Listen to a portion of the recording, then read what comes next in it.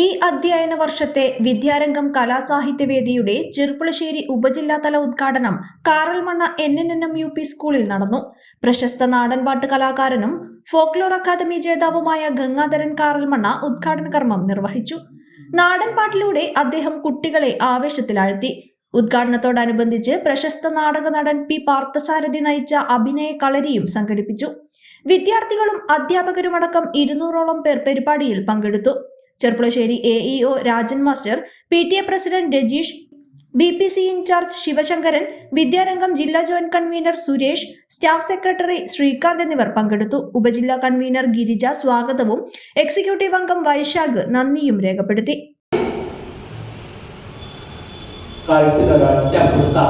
എന്റെ ബുദ്ധി എങ്ങനെയുണ്ട്?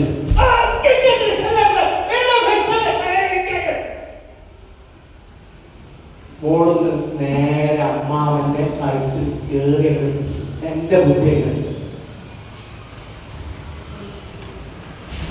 എന്തൊരു പറയുന്നത് അതോടെ ആ ചോറുള്ള അമ്മാവൻ വാർത്ത നാളാണ് കാലം. ലോകത്തെ ഏറ്റവും വലിയ ശിക്ഷനായിട്ടുള്ള അമ്മാവൻ മരിച്ചുപോയി. ആളുകൾ വരാൻ പറഞ്ഞു, പരസ്പരം പറയാൻ പറഞ്ഞു.